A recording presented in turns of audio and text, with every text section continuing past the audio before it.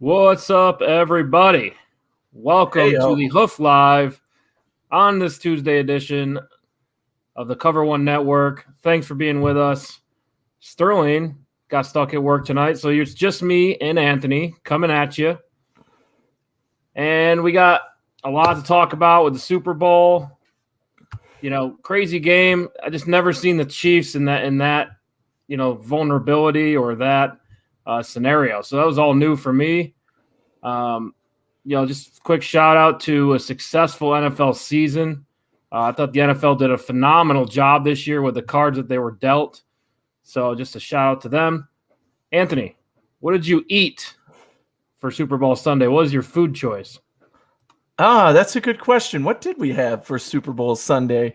Kathy would remember better than I did. But we ordered food. We've been mostly ordering out, probably either Asian food of some kind or Indian. I don't remember what we ordered Sunday. But yeah, it was, we decided to go different than, your normal pizza and wings and stuff like that because we figured those places were going to be bombarded and it'd be like 2 hours to get delivery. So we went a little bit different, exactly. Yeah. So we went good though. We enjoyed it. We watched. It was very uneventful game, right? Nothing really happened. We were just watching, it's no Bills game, no cheering, no screaming, I was mostly indifferent. It was Indian food. Kathy confirms that we did get Indian food that day. Coming through. Yeah. Well, I had pizza and wings. We're living in New York now. We got that good pizza. Oh yeah. I can't get enough of it. So good.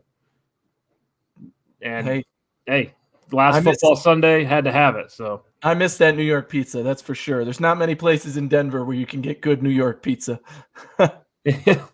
Well, the thing is, there's too many pizza joints, and they're all good, right? So we cycle through. There you go. Back and forth. But you'll never reach the end of it. There's literally 55 to 60 pizza joints within a 10-mile radius. Yep. So sounds about right. I have it. It's the way it should be. Anyway, yeah, Sterling is out.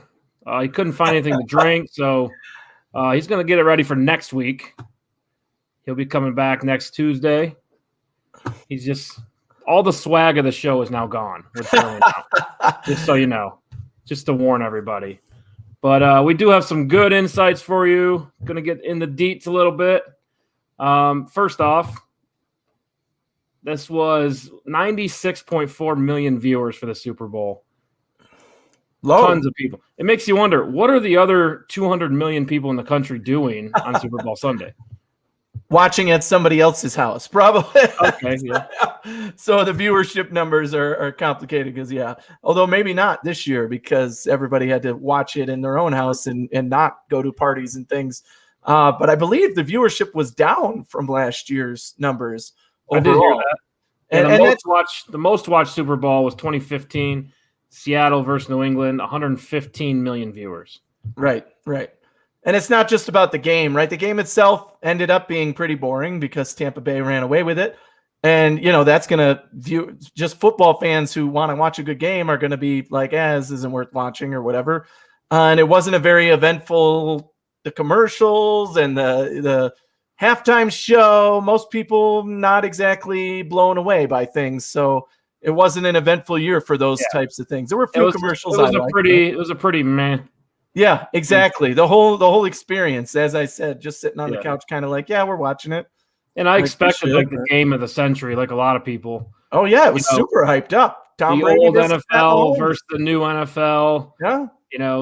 The gunslinger versus the mental quarterback. I mean, all of that was very disappointing because the game was so lopsided. Yeah. In many different facets. So pretty crazy. But of all the markets in the country, Kansas City led the ratings with 59. I don't know how they grade this stuff, but Kansas City had the highest rated market. Boston was second, and Tampa was third. Very interesting. All the Tom Brady fans watching to see what happened with him up in Boston. That's interesting. Tampa was third on the list. That's what jealousy looks like, right? Very powerful. Yes.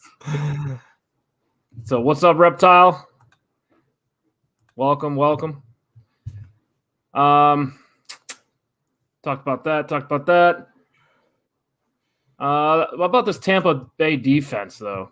Oof. Yeah, man. It was brutal, right? I mean, they showed up. We knew they were playing very well in these playoffs, right? And they showed up throughout the playoffs. They're the reason, really, the team won in games where Tom Brady had 3 interceptions each, the last 2. For me, that was the biggest surprise of the game, is that Tampa Bay's defense showed up. Yeah, and I mean, they took advantage of the fact that the offensive line for Kansas City was really beat up coming into this game.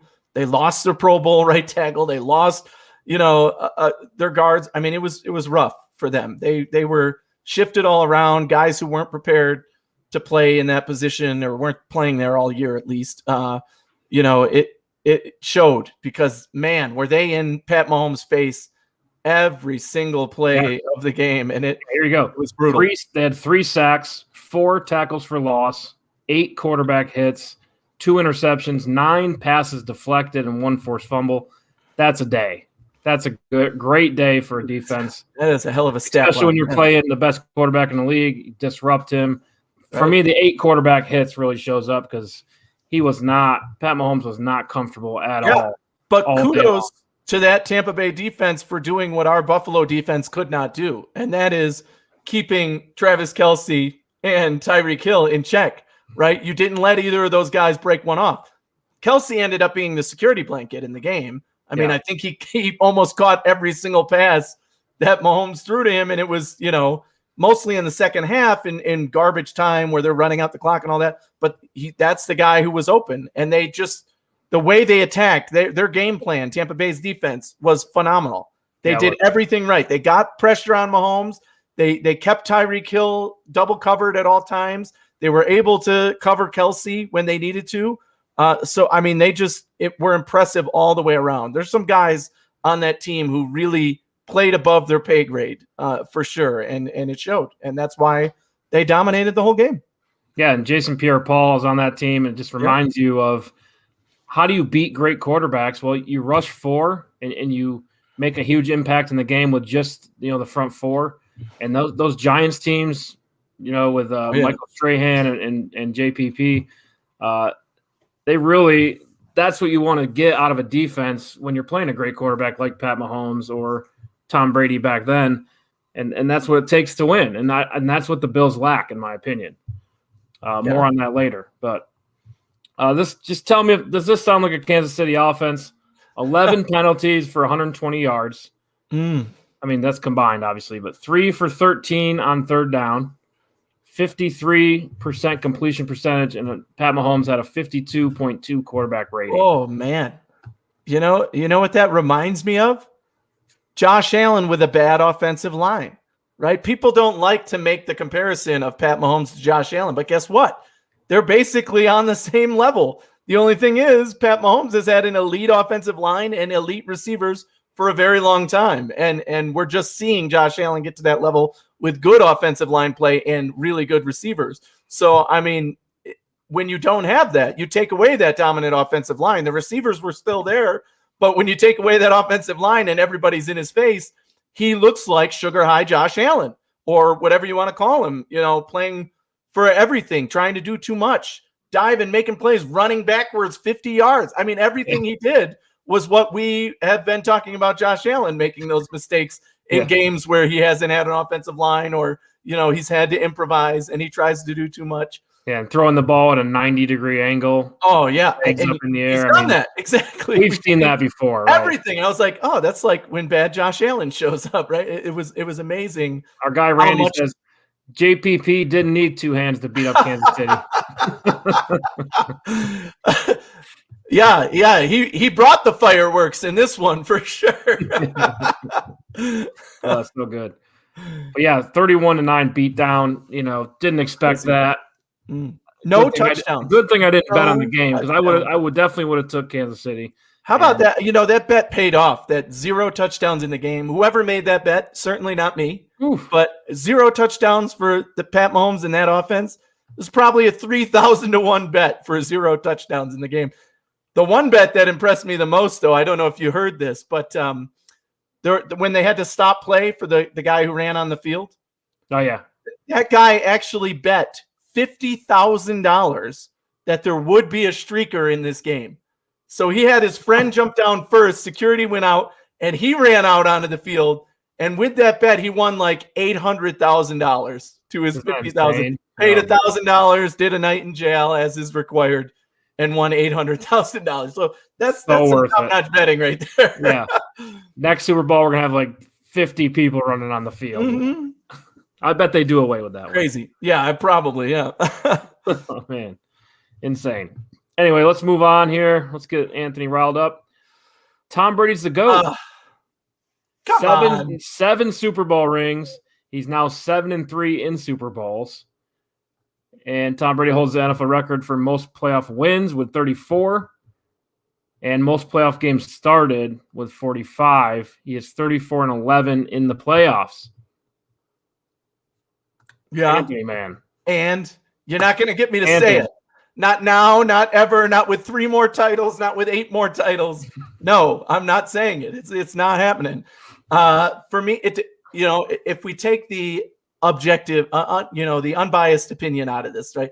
What does it mean to be the greatest of all time? Is it just titles? Because if it is, then there's, I can't dispute that. He's got 7 rings now. There's nothing I can argue against that. So I think we have to talk about he won titles. He's the best ever. But that to me isn't the whole story. We know early on in his career, it was mostly defense, and he just had to be there. He was the Trent Dilfer of the team, and he won Super Bowls, the first 2.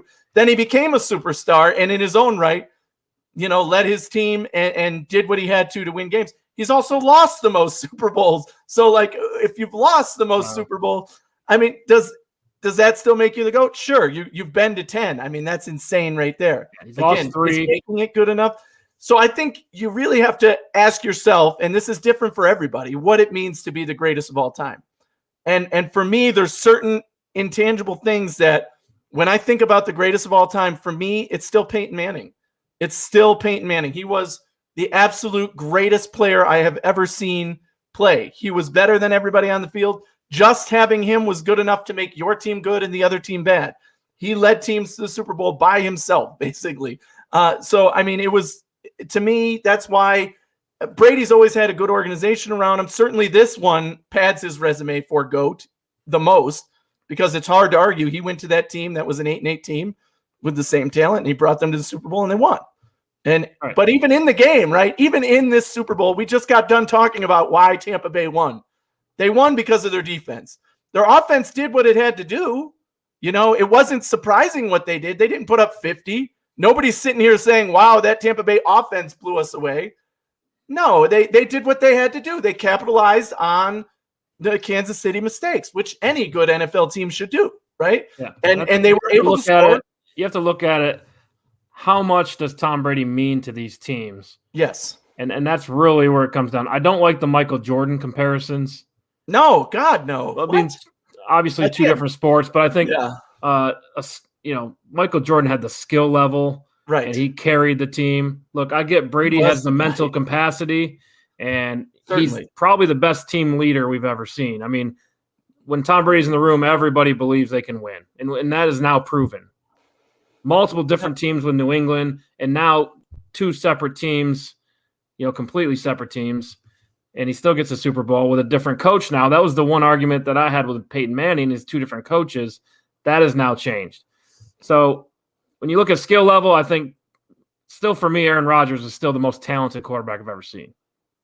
But Brady is absolutely team chemistry, leadership, making those around him better. He's the GOAT. There's no doubt about it. We just talked about it. He won the Super Bowl doing what he had to do. He threw for touchdown passes. I think he had 3, right?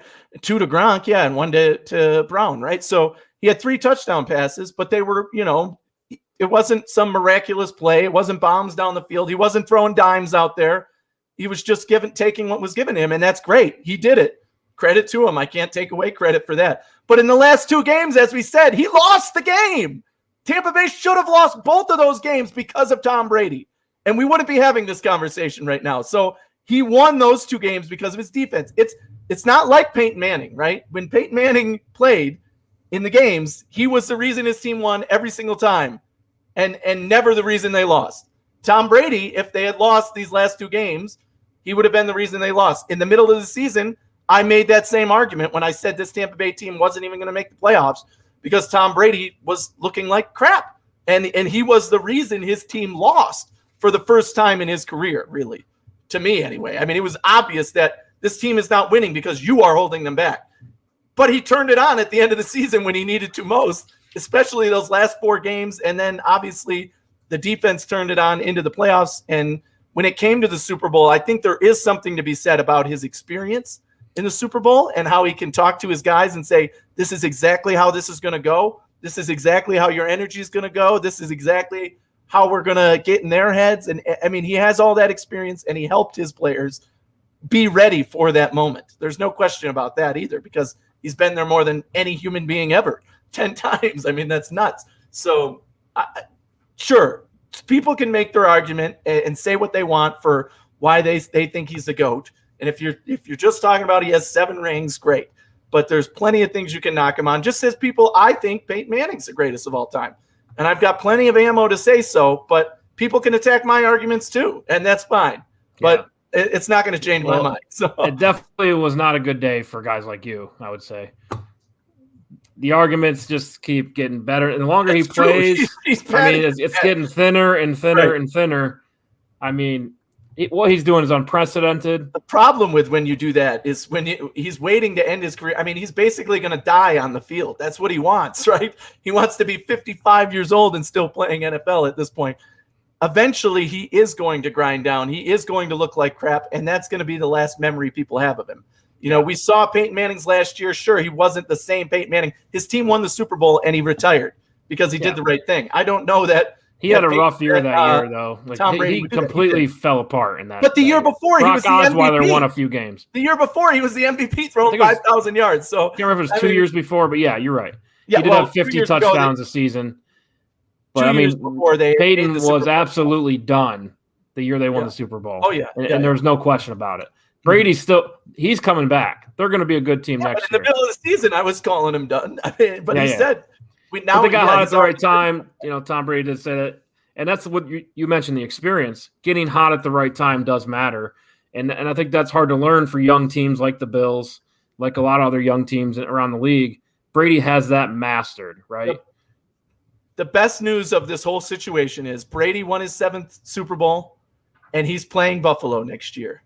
All right, we get our chance. We have our chance. There is no game more important to the Buffalo Bills next season than that game against Tampa Bay. None. Not New England. We've been there, done that. Screw you. Not Miami. We crush you every time. We're not scared of you.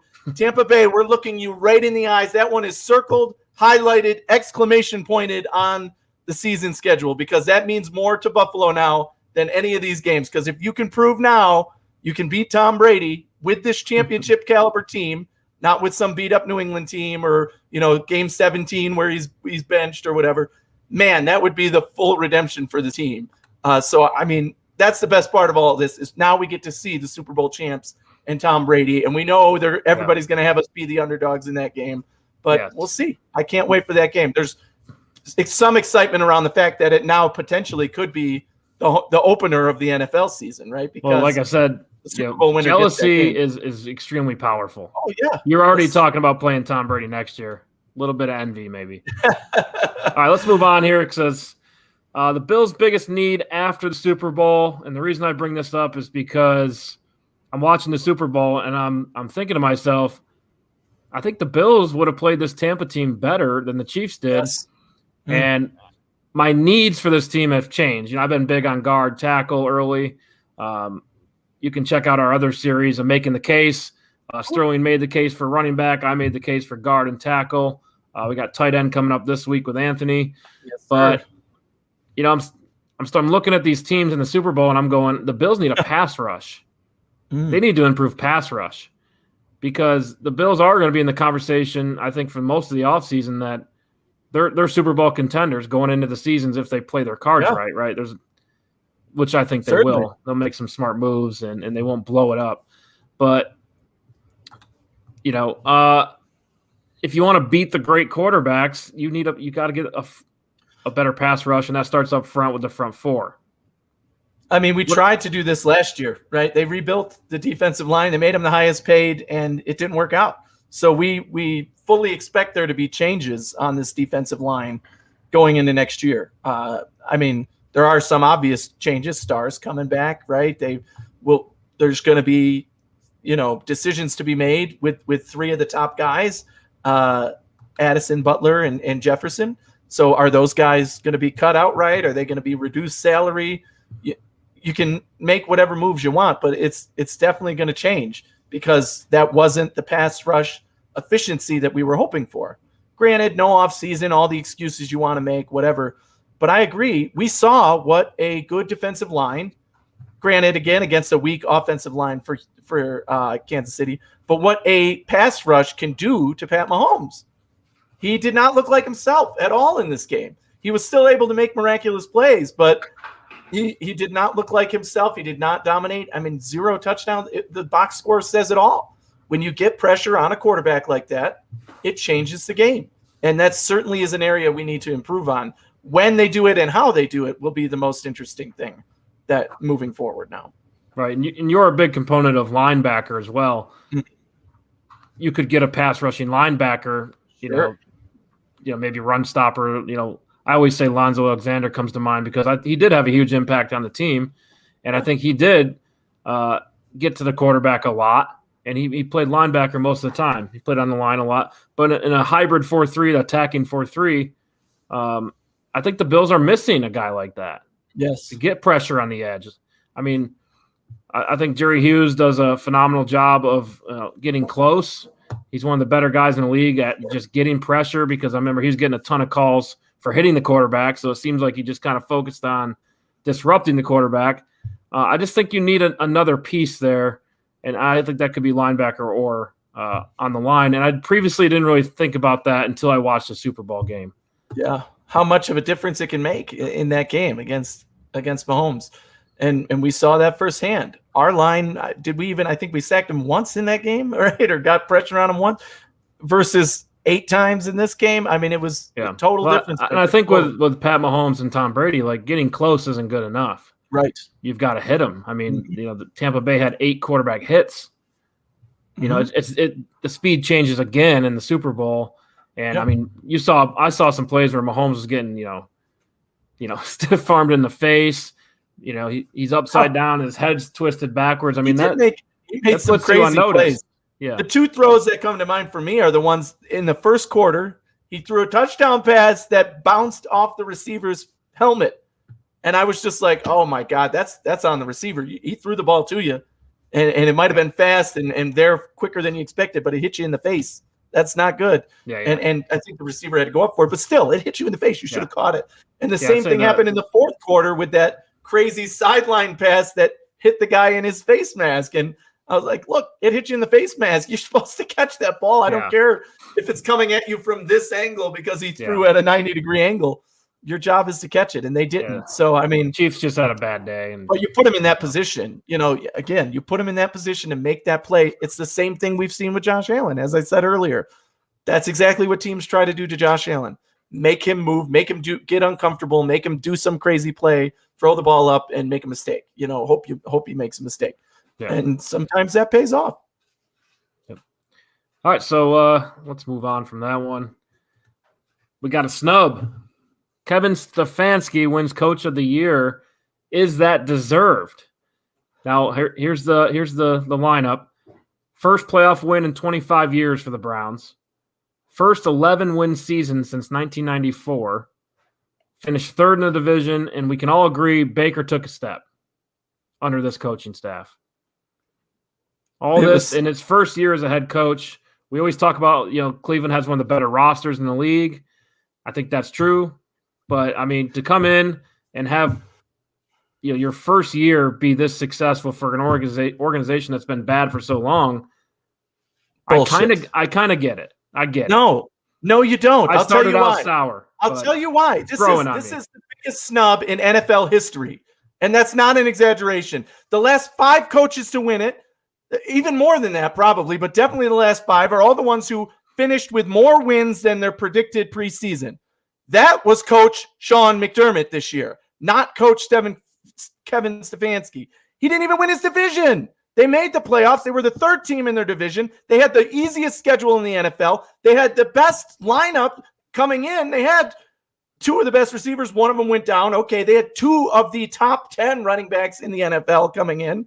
They had a great offensive line this year. Sure, the coach gets some credit for that. But here's the biggest problem I have with that. You just listed it, right? Oh, yeah, he's a first-year coach. Guess who was a first-year coach at one point and brought a team to the playoffs? Sean McDermott. These are the same Taylor, right. These are the same voters, the same goddamn people who said Sean McDermott didn't deserve it in 2017 when he brought this team to the playoffs in his first year as coach. Said, no, that's not good enough. 17-year playoff drought, most worst, run organization in the NFL for the last 20 years, all that stuff that Buffalo was before Sean McDermott. We make the playoffs. He turns that team with people predicted us to win 2 games. We won 9. It's like, come on, that he should have won it. But no, why? Because, that's not who we give it to. We give it to the best coach, and that was, the guy who got the most wins this year or whatever. Oh, yeah, that was this coach who had a really good roster but did well. The Browns had a good roster coming in. Sean McDermott was given a roster of toilet paper and horse shit and turned it into a playoff team. So and he wasn't coach of the year, and now the same goddamn 29 voters or whatever it is tell me Kevin Stefanski deserves it because they made it to the playoffs? A lot of the media members did comment on this, and they said, yeah, Sean McDermott should have won it in 2017. It's getting that team to the playoffs. And that's what I mean. And now people are trying to say to me, so they got it wrong in 2017, but now they got it right, and that's okay? No, because it's the same voters. What is your priority? How do you make your decision? Whatever it is, keep it consistent. Don't change it so that every year Sean McDermott isn't the guy who wins it. Because that's what they've done. Last year. Sean McDermott could have won it last year. Why didn't he win it last year? Because, this team had more wins. So we'll give it to the Ravens this year. We'll give it to them. Well, what are their parameters for coaching? Is it how much you do in one season? Is it that's my roster point. Building? Is it? Whatever the fuck we want, and not Sean McDermott. That's what their rules are right now, and that's absolute sin. Because there's no way you can tell me that Harbaugh deserved it last year, but Sean McDermott doesn't deserve it this year. Are you kidding me? Well, in the same sentence, Stefanski gets 25 votes. Sean McDermott had 7. Brian Flores had 6. Where's Matt LaFleur? Yeah, with 13. That's the thing. I could say if LaFleur won it, then you have an argument for LaFleur. He won more games than they was expected. He brought that team. But there's also a reason why Bill Belichick doesn't ever win it, right? I think maybe he's won it once or twice. I don't know for sure. Well, LaFleur has Bill Belichick has never won it. Yeah, so I just don't know what the parameters are. I mean, is it the story? I mean, because it's I just AP, told you what the parameters are. Anybody but Sean McDermott. Whatever it takes to make it not Sean McDermott in 2017. Oh, okay. So it's not the coach who did the most impressive thing with the least amount of talent. Oh, but 2019. Oh, wait. It's the coach who just got the most wins with the most talent. Oh, 2020. Oh, it's this guy because they were a really bad franchise and hadn't made the – fuck you, man. I mean, I was never more pissed at the NFL than I was for this. And people were giving me shit on Facebook and Twitter and everywhere. But I'm sorry. This was the biggest sin in NFL history to me. You cannot tell me 3 years ago you had this parameters, and now 3 years later you have completely different parameters and standards. Yeah. No, because now all you're doing is making it so that Sean McDermott doesn't win. What can we do next year to make sure Sean McDermott doesn't win? Well, he's already won the division, so we don't care if he goes 15-1 and makes the playoffs and is the number 1 seed. He's still not going to win it because Jacksonville made the playoffs with 8 wins, so they're going to have Coach of the Year this year. The other thing I can see is Sean McDermott has a direction, and the expectations were high for the Bills, and they met the expectations. We still I feel like Cleveland, though. Hold on. 4 games above our preseason prediction and wins. Like that was the most in the NFL. Cleveland was spinning out of control. Nobody had any idea what this team would end up being at the end of the year. They were bad with I forget his name, their old coach. But this guy comes in and gets it on track, and now I think they're going to be competitors again next season. Exactly. I'm playing devil's advocate, but That's one There's more no thing I can logical see. argument. There's none. There's zero logical argument for picking Stefanski over McDermott at this point. Zero. There's no explanation that makes sense. I don't care who you are. I don't care what perspective you're coming from. Based on what the voters have done every single year, you don't suddenly change that this year to make it fit your storyline of who you want to win. That is absolute bullcrap, and that's what they did. And like you said, the Bills finished with 13 wins. That was tied for the most in the league at 4 over their predicted wins with the Green Bay Packers. Again, if it was LaFleur, maybe you could have made an argument for him. But Stefanski did not do that. The Bills went 6-0 in their division. I mean, come on. What do you need to do? If you're Sean McDermott, like I said, there's literally nothing he can do to win it. He could go 15-1 next year. They're not going to give it to him. Right. I agree with PJ here. Stefanski walking in an all-star roster. Yes. McDermott walked into a dumpster fire and built it from the ground up. I agree with that 100%. McDermott built the roster, brought in the coaching staff, and really got this thing on track. And he's third year going into fourth. I mean, Stefanski inherited how many first I know picks all do they these have guys on that roster? Including all the quarterback was a number 1 overall pick. I mean, I get that point. And to your other point about last year, there was no question that they hired the most ridiculous coach ever, probably the most shocking hire in NFL history, because it was a guy they promoted from quarterback coach to head coach like that. And what happened? It was a train wreck. And everybody predicted that it was going to not go well for them. Like, oh, wow, this is shocking. What are you doing, Cleveland? And they learned their lesson the hard way. But it didn't change the fact that that was a good roster with really good players. And so you could have hired me, and that team would have done better. So let's talk about Baker's growth, right? Because the media wants Baker to be great for whatever reason that is, right? But Sean McDermott turned Josh Allen into a superstar. He became a superstar this year. I see him on the national media every day now. That was not happening last offseason. And there's something to be said about how big those steps were every year. Yes. Under Sean McDermott. And Josh Allen himself gets a ton of credit, but Sean McDermott provided those resources for him to grow. And that's something you can't say yet about Cleveland. Yeah, and he there's no question Baker took a step back last year, and now he takes half a step forward and everybody freaks out for him? No! Sean McDermott has the better quarterback. He's developed the better quarterback over the years. You've taken this step forward compared to Josh Allen's huge step forward everywhere. It's crazy. Yeah, it is crazy. Reptile earmuffs for little baby Anthony. Well, Kathy will tell you, actually.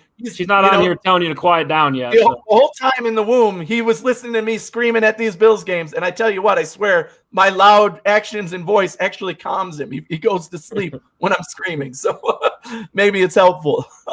He's going to grow up to be just like you, and we'll get him on the show. Right. There you go. All right, a couple more topics. Let's move on to our next one here. Potential Bills cuts. John Brown came out on Instagram and acknowledged the fact that he knows that he has the potential to be cut this season. Do you think it happens? John Brown first. I'm leaning toward yes. I really think unless some kind of miraculous deal happens where they end up restructuring and paying him half of the salary or less, right now, if they cut him, they get $8 million in cap space. That's a huge leap this year. That's a lot of money, and it needs to go to other places on this team. At this point, when you're building a roster, you have to talk about what sacrifices you're willing to make to solidify other positions. If we get rid of John Brown, is that a hit to our wide receiver room? Sure. He's our number 2 guy right now. But what we've seen is that without John Brown, our offense doesn't take a gigantic leap backwards. And you have to assume Gabe Davis will take a step. Exactly. And you have other guys. We don't know what some of the other wide receivers are going to be yet, or if we sign another guy for half the salary of John Brown. I mean, it comes down to the dollars now. The Bills need to make money, need to find cap room in order to fill the holes we have. And wide receiver is a position where we have the guys to pad the fact that we might have to cut somebody. And John Brown and that $8 million is just looming there. So unfortunately, I'd love to keep John Brown, but not at the price he's at. So I'm leaning toward cutting him. Yeah. Yeah, in that same sentence, Jerry Hughes is in a similar situation. Both are under contract for 2021 at $9.5 million. Do you think Jerry Hughes could be a cap casualty? No. And I tell you, to me, in the preseason last year, I might have said, they'll consider it at the end of the year. But as of right now, my thoughts are no, you cannot lose Jerry Hughes. He's been your best player on the D-line. He's been your leader on that defense, at least in terms of his veteran experience and his gutsiness and the way he plays. He's got McDermott's style, McDermott kind of guy. And even at that salary, maybe they try to negotiate with him. Again, a chance to maybe extend him a year and knock that salary in half for this season. That could be a possibility. But I don't think Hughes is one of the guys to get cut. I think there's other spots on the D-line, as we've talked earlier, that are going to change. Right. Lone Wolf says Jefferson and Butler for sure. Yes. Both defensive tackles. Possibly Addison, but he has quite a bit more dead cap space. That's absolutely true. Especially with Star Lotulelei coming back, I think Jefferson or Butler could go, right? Or both, You could get some cap savings there. And neither one contributed fireworks this year. Addison of those three is the one who was in the plays and contributed the most. We saw his name out there the most, even though it wasn't necessarily sacks or big numbers that he was putting up. And he was making plays. So I think if you're trying to get extra cap space, I don't think you cut John Brown. I think the team's a lot better with John Brown on the field. He battled some injuries, right, and the team evolved. But I think we can all agree that with John Brown, this offense is a lot better. Yes.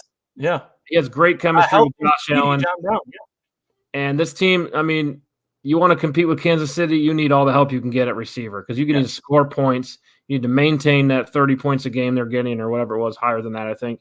But I would try to keep him, build through the draft. I mean, this team's close, right? You got Star Lotulelei coming back.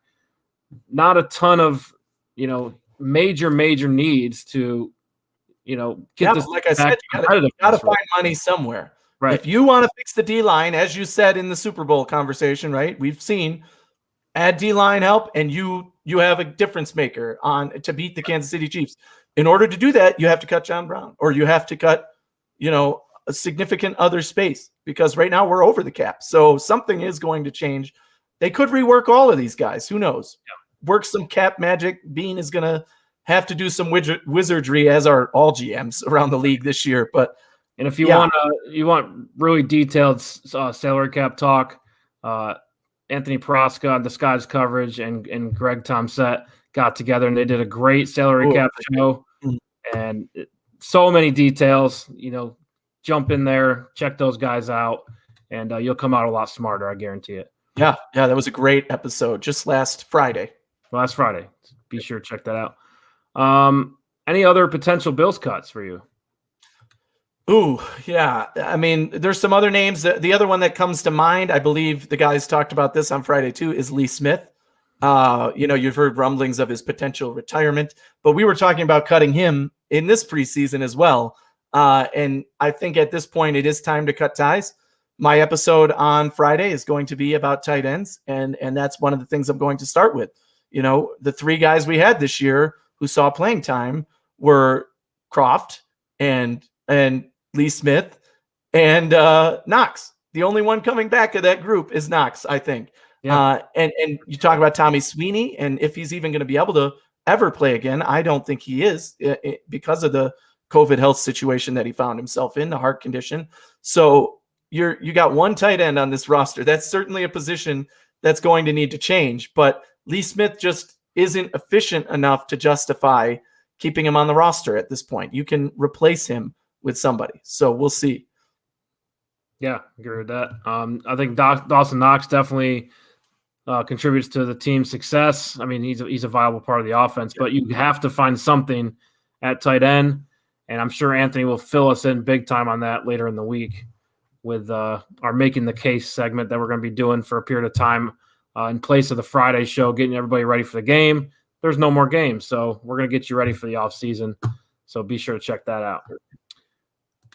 All right, so let's move on. We have one more segment with you, and it's a big one.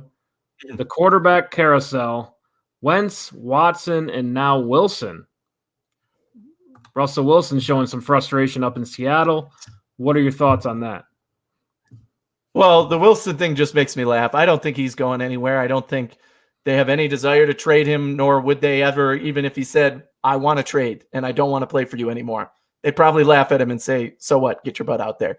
So, I mean, I'd be shocked if that one happens. The other two are inevitable, and it's just a matter of when, not if at this point, and how long those teams are willing to wait.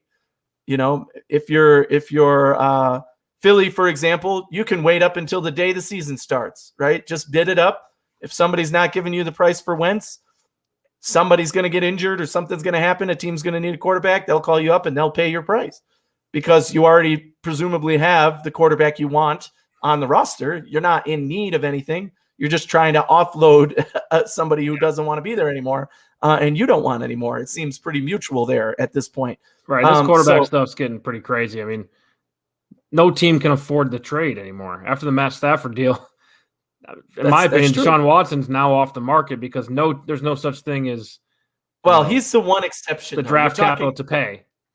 Even above Wilson, I think Watson is the prize here, right? We've talked about it before that I would give up 6 first-round draft picks to have a guy like Watson on my team because he's a guaranteed top 5 quarterback in this league. He did it with a crappy team last year. You know he can get it done. He's the guy who can take you to that next level. So if I'm Miami or if I'm one of these teams that has picks to spare, even if I don't, I would still give it up if I thought my team was a quarterback away from winning it all. Because if that's true, your team's going to win it all next year. Yeah. If you get Deshaun Watson, so and you'll be set up for the next 5 years, right? Exactly. Least. So it definitely, I think Watson will get whatever price they ask for, and we'll see more action on this as the league goes on. Right? It tends to cool off right now, even though people are saying, "Oh, he's going to get traded. Who's going to get him? Oh, this team is interested." Just like the Wentz talk with Indy and the Bears, right? Those were the 2 teams mainly mentioned in his rumors. And then all of a sudden, it's inevitable. He's going to get traded today or tomorrow. Today and tomorrow went by, and he's still not traded.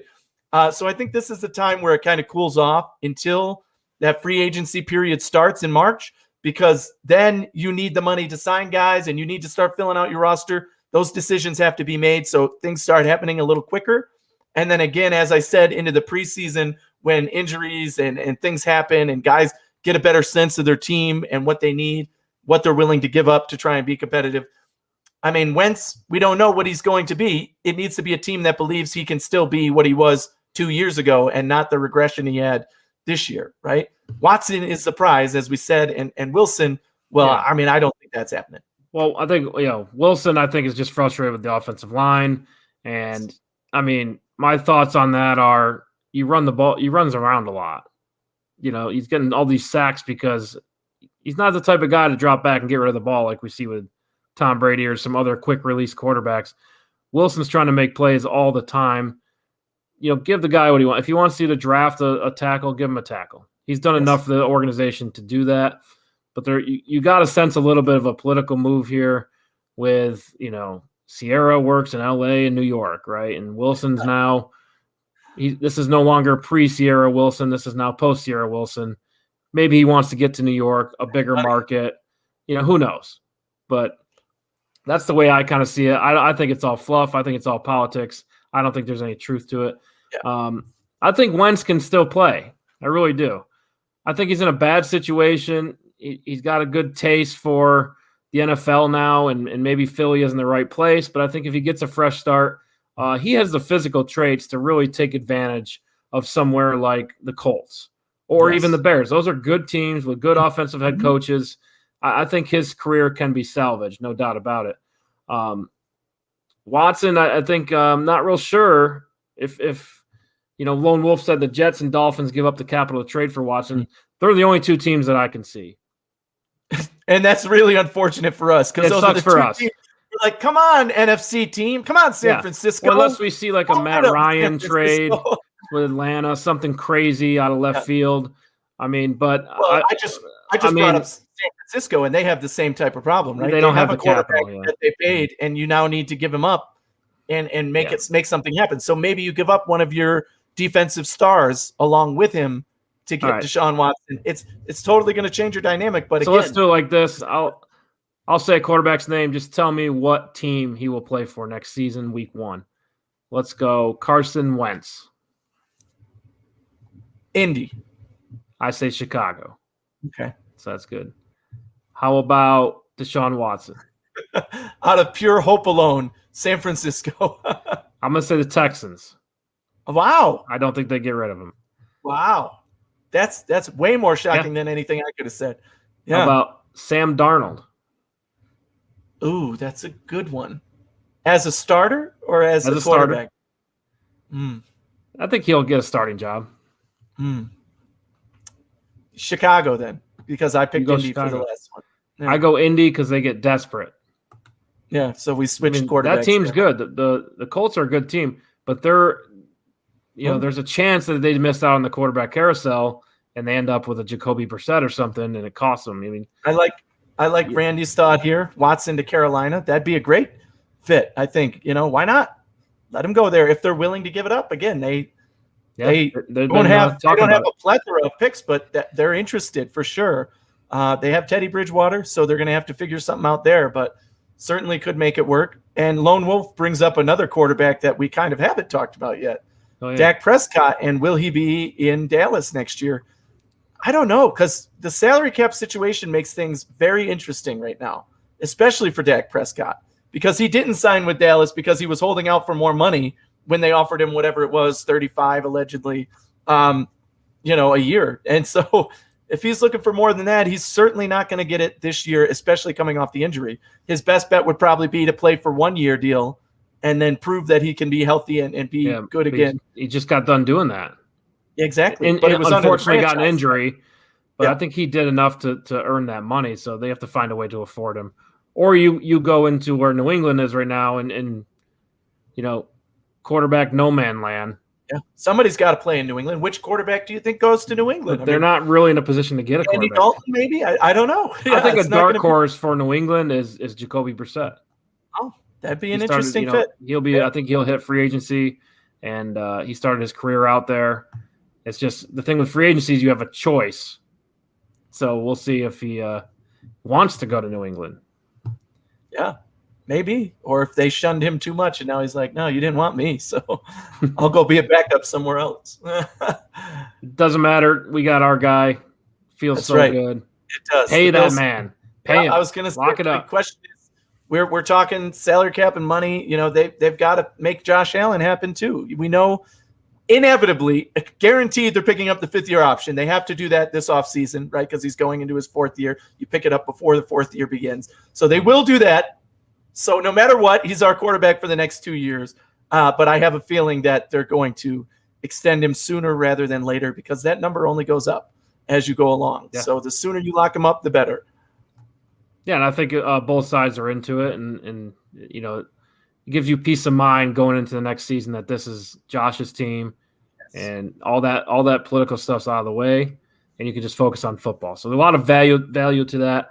I expect them to lock him up. And we have to get Greg on the show one of these days and talk about the real numbers. Guy's a salary cap guru. And the implications of the salary cap being a little bit lower this year, what kind of impact does that have? It'd be fun to find out. Anyway, That's all we got. That is all we got. A little shorter shows in the off season. Football is over, folks. Find your old hobbies. We got a lot of content, though, right? So as Eric said, we still got our show going Friday. So tune in for the recorded podcast on Fridays on all your favorite podcast networks. If you haven't listened to the series that we started yet, go back and listen to Sterling did the first one on running back. Eric did one on offensive linemen. As we said, I'm going to do the Friday episode on tight ends and making the case for which position the Bills need to improve and how they can do it, basically, which players are on our radar at this point in time. So, yeah, it's an exciting series. We're going to continue with that. And then we'll get together and share our ideas for the offense and then go through the same thing with the defense and start there. So we got a lot of great content coming your way. We're still going to be live on Tuesdays talking about, topics around the league. Right. And especially with the draft. I mean, a little bit far away now, but we're going to start getting into the details. Yes. We got some great guests lined up as always. So stay tuned for sure. Yeah, and we'll see you next week, Tuesday, and Anthony's show comes out Friday. All the major platforms. Be sure to check out Making the Case for Tight End. And we'll see you next week. Have a good night.